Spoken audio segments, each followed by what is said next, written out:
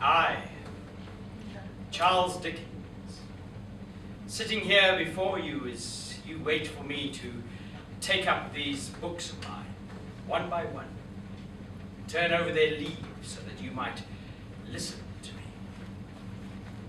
I'm conscious of a strange feeling. It was in just such a little room as this that I first took up my pen to write these books for you.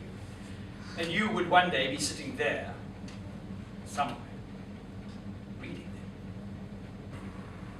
It was at just such a time that I first found out for certain that this bleak place overgrown with nettles was the churchyard, and that Philip Pirrip, late of this parish, and also Georgiana, wife of the above, were dead and buried, and that Alexander, Bartholomew, Abraham, Tobias, Roger, infant children of the aforesaid, were also dead and buried, and that the dark, flat wilderness that lay beyond the churchyard, intersected by dikes and mounds and gates, with scattered cattle feeding on it, was the marshes, that the low leaden line that lay beyond was the river, and that the distant savage lair from which the wind was rushing was the sea, and that the little bundle of shivers, growing frightened of it all and beginning to cry, was Pip.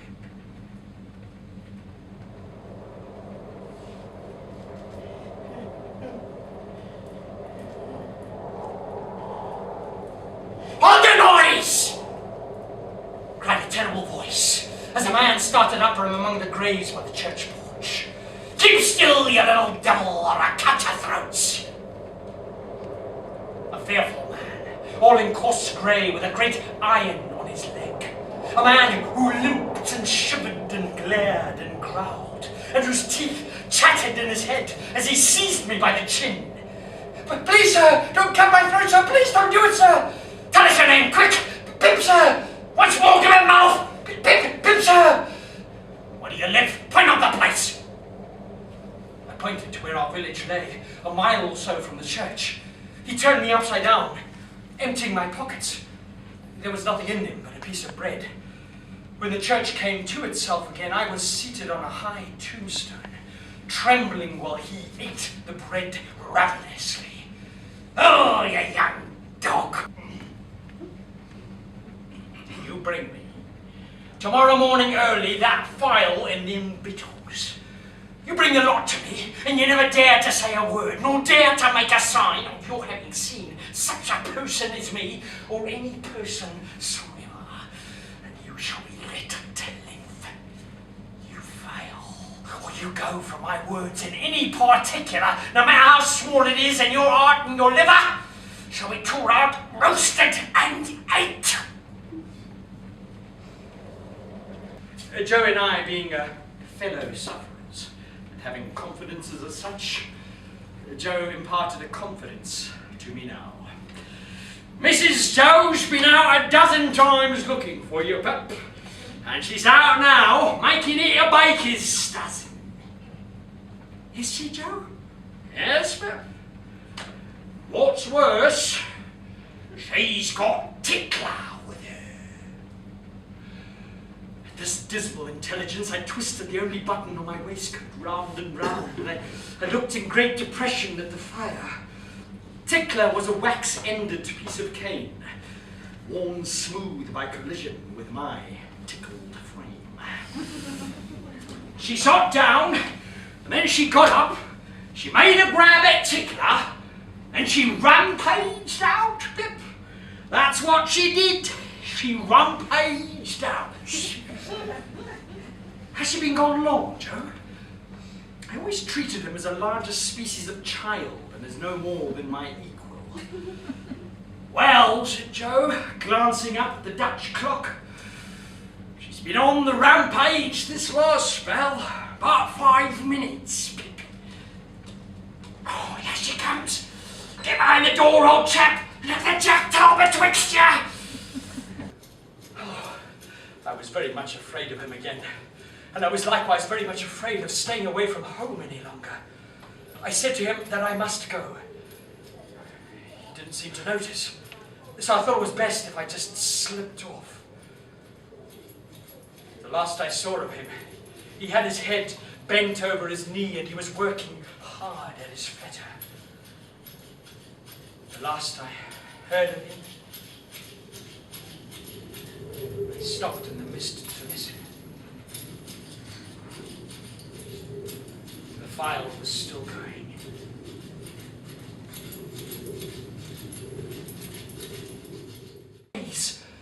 All's well.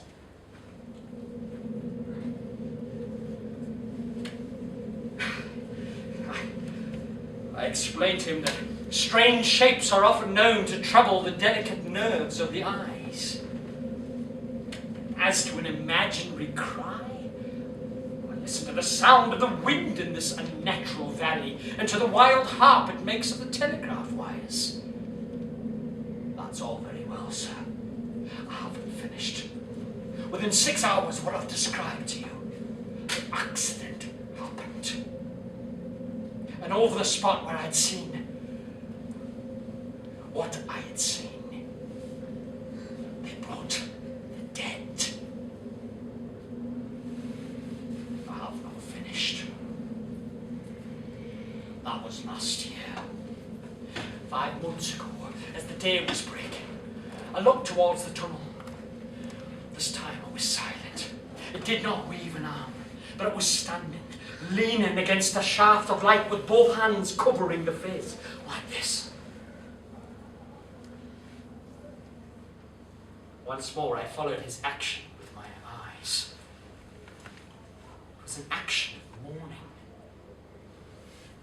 I've seen such an attitude in stone figures on tombs. He dropped his hands and continued quickly. I caught here and I sat down feeling faint.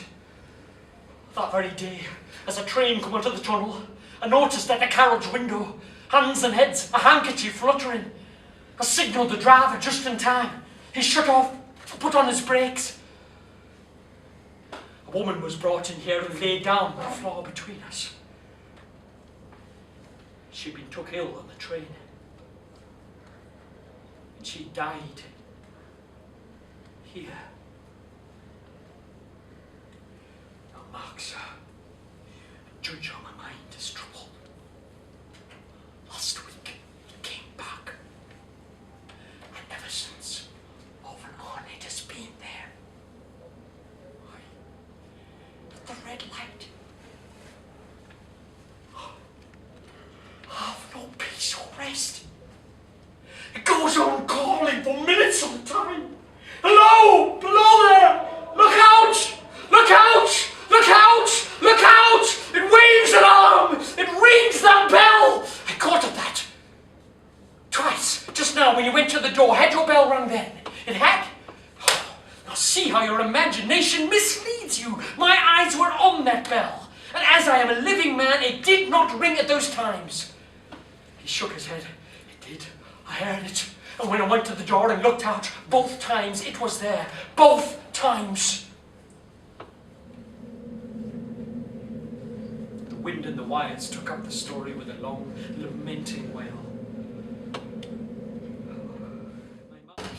Last night, Monseigneur had been out at a little supper, where the comedy and the opera had been charmingly represented. The comedy and the opera had far more influence for Monseigneur than the needs of France. Of his pleasures, Monseigneur had the truly noble idea that the world was made for them. The earth and the fullness thereof are mine, saith Monseigneur. Yet the reception held by Monseigneur, though a beautiful scene and adorned with every device of decoration, the reception was, in truth, not a sound business. Military officers destitute of military knowledge. Naval officers with no idea of a ship. Ecclesiastics with sensual eyes, loose tongues and looser lives. Doctors who made dainty remedies for imaginary disorders, philosophers who were remodeling the world with words and building towers of Babel to scale the skies with. All of these exemplary gentlemen of the finest breeding were in the most exemplary state of exhaustion at the reception of Monseigneur, where every human creature was disfigured by the leprosy of unreality. But the comfort was that all the company were perfectly dressed. Oh, if the day of judgment could only be ascertained to be a dress day, everybody at Monseigneur's reception would be eternally correct. Oh, such frizzing and powdering and sticking up of hair, such delicate complexions, artificially mended. Everybody was dressed for a fancy ball that was never to leave off. From the palace of the Tuileries, through Monseigneur and the whole court, the fancy ball descended to the common executioner, who was required to officiate at the gallows in a gold-laced coat, pumps, and white silk stocking. And who could possibly doubt that a system rooted in a frizzed hangman, powdered, gold-laced, pumped, and white silk stockinged, would see the very stars out. Monseigneur issued forth. Oh, but cringing and fawning, as to bowing down in body and spirit, nothing in that way was left for heaven. Bestowing a word of promise on one happy slave and the wave of a hand upon another, Monseigneur turned, got himself shut up again in his sanctuary, and was seen no more. But there they were, in the heart of it, on change, amongst the merchants who chinked the money in their pockets, and conversed in groups, and hurried up and down, and looked at their watches, and trifled thoughtfully with their great gold seals. The spirit stood by one little knot of businessmen. Scrooge knew these men, very wealthy and of great importance. He had always made a point of standing well in their esteem, in a business point of view, that is, strictly in a business point of view. Observing that the finger was pointed towards them, Scrooge advanced to listen to their talk. "No," said a great fat man with a monstrous chin. "I don't know much about it either way. I only know he's dead." "When did that happen?" inquired another. "Last night, I believe." "Why, what was wrong with him?" inquired the other, taking a vast quantity of snuff from a very large snuff box. "I thought he'd never die." "God knows what was wrong with him." "What has he done with his money?" "I haven't heard. Left it to his company, perhaps. Hasn't left it to me. That's all I know."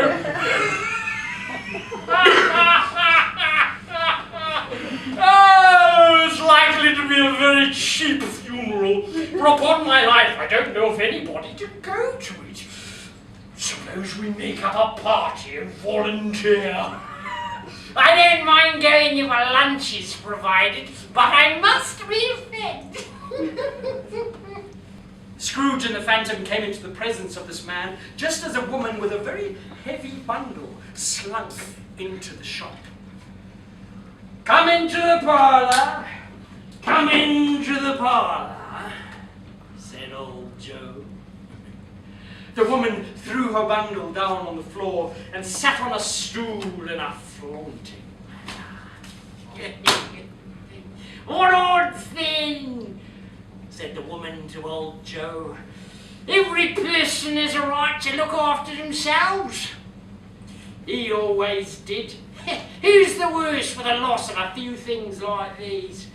Not a dead man, I suppose. He wanted to keep him after he was dead. Wicked old screw. Why wasn't he natural in his lifetime? If he had been, he'd have had somebody to look after him when he was struck with death. Instead of lying, gasping out his last all alone there by himself. Open the bundle, old Joe. Let me know the value of it. Old Joe got down on his knees for the greater convenience of opening it.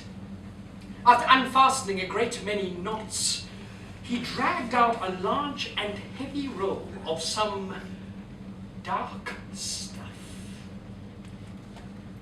What do you call this thing? Bed curtains?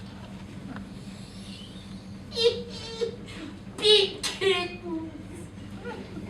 You don't mean to say you took him down, rings and all, with him lying there? Yes, I do. And why not? You were born to make your fortune, and you'll certainly do it. I certainly shan't hold my hand if I can get anything in it by reaching it out. I promise you that, old Joe. And certainly not for such a man as he was. You may look through that shirt till your eyes ache, but you won't find a hole in it, nor a threadbare place. It's the best he had, and a fine one too. They'd have wasted it if it hadn't been for me. What do you call wasting of it? Putting it on him to be buried in, to be sure. Somebody was fool enough to do it, but I took it off again. Calico ain't good enough for such a purpose, it ain't good enough for anything. It's quite as becoming to the body. Can't look uglier than he did in that one.